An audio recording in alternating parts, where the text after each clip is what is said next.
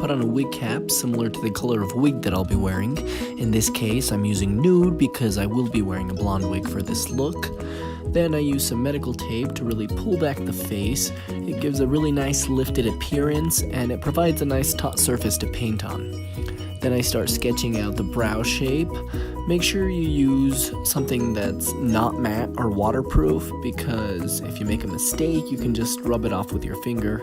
I start at the arch and I start to define the tail first, then I gradiate towards the nose for more of an ombre effect.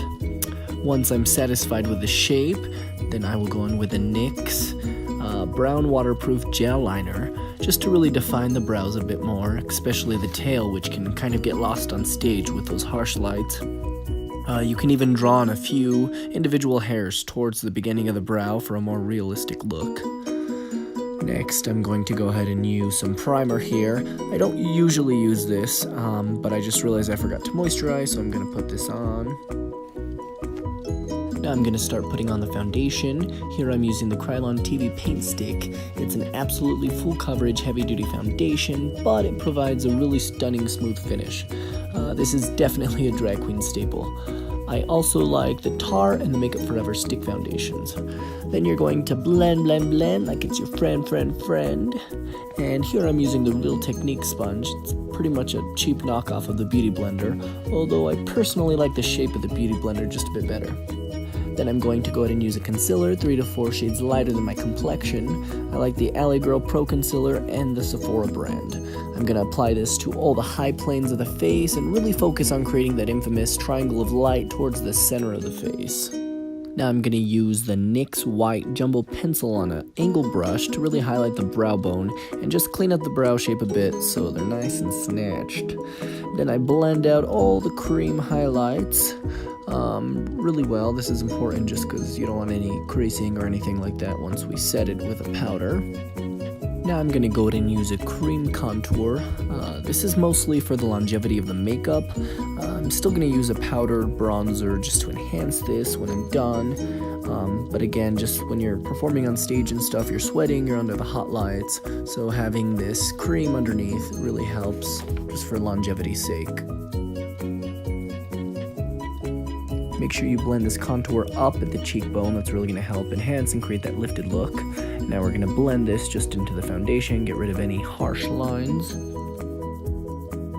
Now I will use the Ben Nye Super White Powder just to set all the highlighted areas. And I'm going to use a really dense brush just to really pack in and set this product so it doesn't crease up.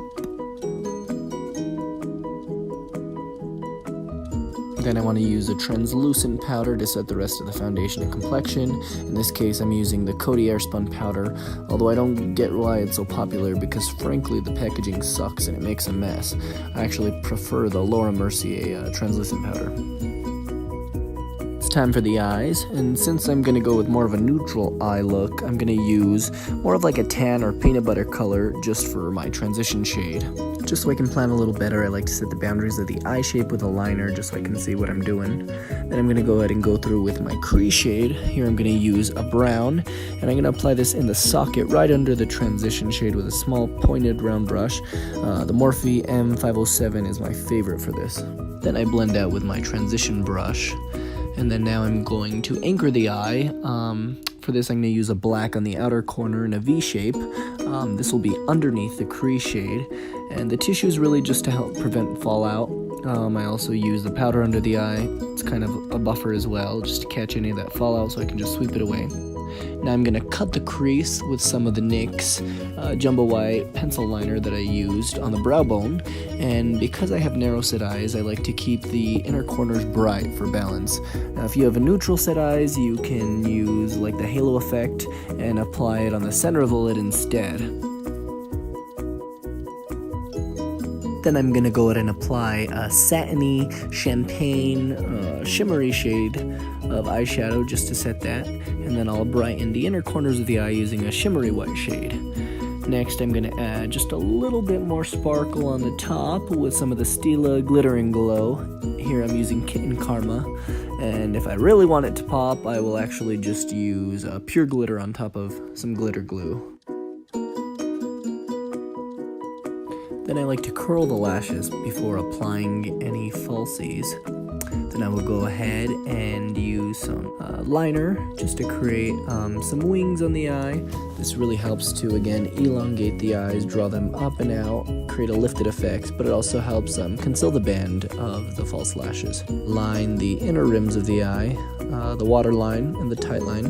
And then I'm going to go ahead and use the same crease shade on that small brush just to really connect the story from the top of the eye underneath. Then I'm going to go ahead and brush away all that excess powder under the eye and the rest of the face here.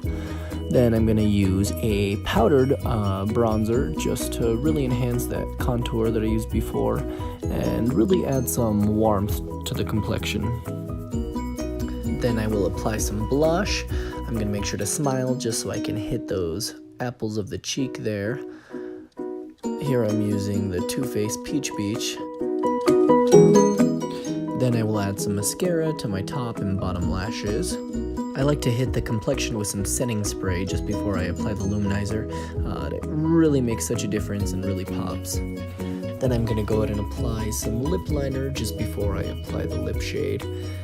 When I apply it, I go ahead and start on the top lip from the outer corner in towards the center. That's really going to help create more of a fuller appearance to the lips. Let the lash glue get tacky before you try applying. Then I will contour and luminize the chest just to give a breast appearance. And that's pretty much it. I'll put on the wig now. I will go put on some padding, some hose, the dress, some jewels.